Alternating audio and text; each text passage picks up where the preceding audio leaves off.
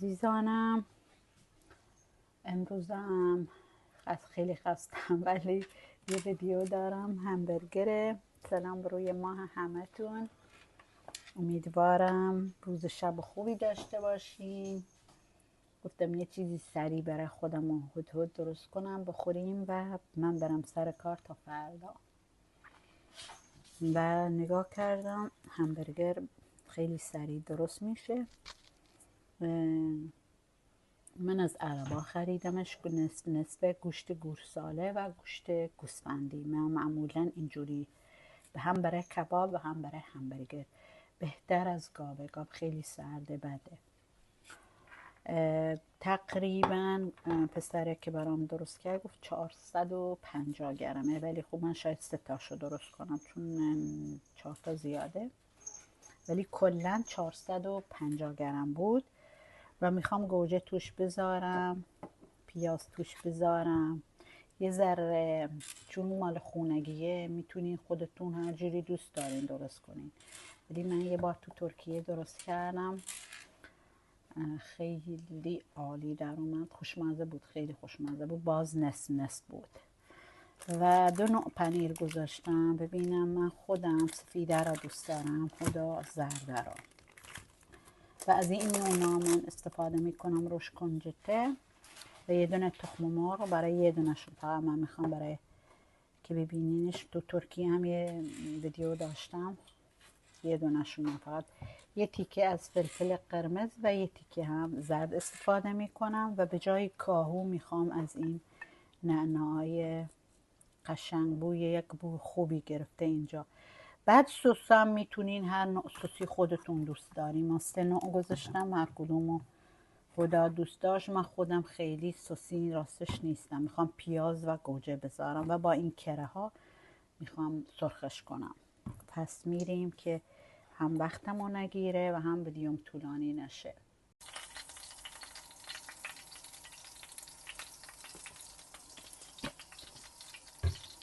و من یه ذره خودش توش هست، ولی من یه ذره اکسترا توش فلفل ریختم برای اینکه فلفل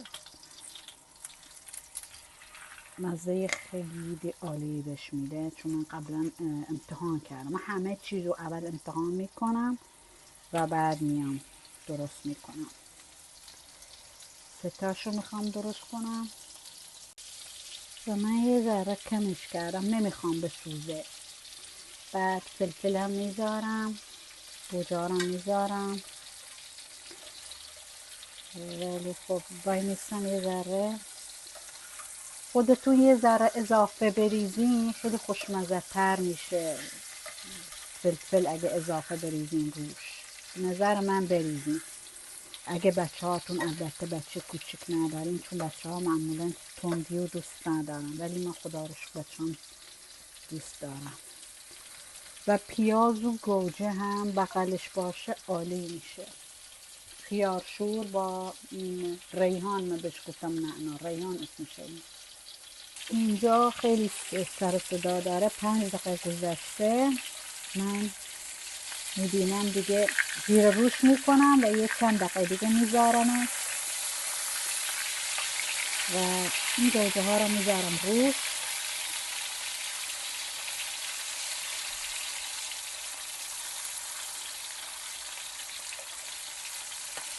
و پیازه خیلی هم نمیخواد سرخ، فقط تفت بخوره. و اینجا دیگه کم کمش میکنم و همین که خواستم درارم پنیرا رو میذارم روش و این خیارا من میخوام میذارم روش. خیارا خیلی خوشمزه است. یه خونگی هرچی، البته هر کی هرچی دوست داره میتونه بذاره. به نظر من خیلی خوشمزه تر از مال مکدونالد اینا در. الان نوبت نونامه، میخوام یه ذره گرمش کنم که سسو بریزم روش و بعد شروع میکنم اول پیازا و همبرگرها با گوجه ها. اینجا عزیزان من پاییناش یه ذره گذاشتم گرم بشه. من برای خودم از این سوسه میخوام انتخاب کنم، یه ذره تندی داره یکیشون. و البته هر که دوست داره، بعضیا دوست دارن توش فقط کچوب بریزم. من کچوب خیلی کم توی سیب زمینی بیشتر ما بچه هم میخورم. بعد من اینا رو اینجوری حاضرش کردم که دیگه وقتمو نگیره.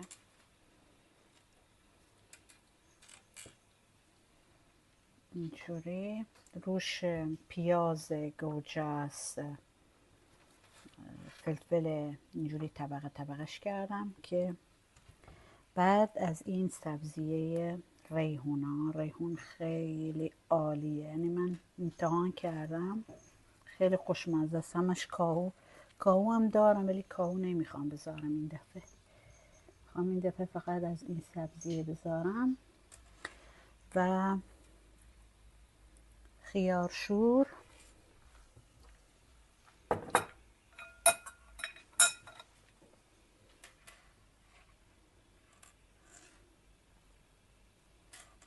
خب اینجوری. و یه دونه هم من یه دونهشون تخم مرغ براش درست کردم ولی خب زیاد میشه.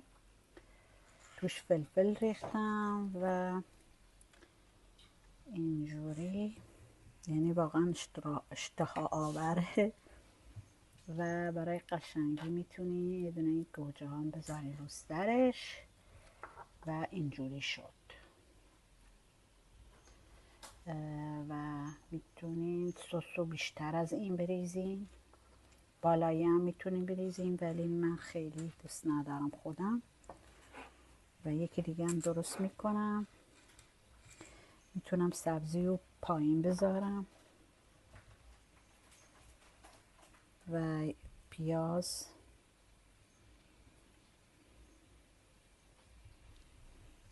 و خیارا و بعد این یکی میاد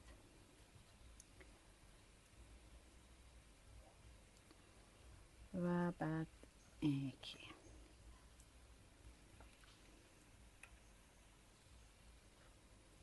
اینجوری شد. این دوتا سومی هم درست میکنم و ویدیو آخر.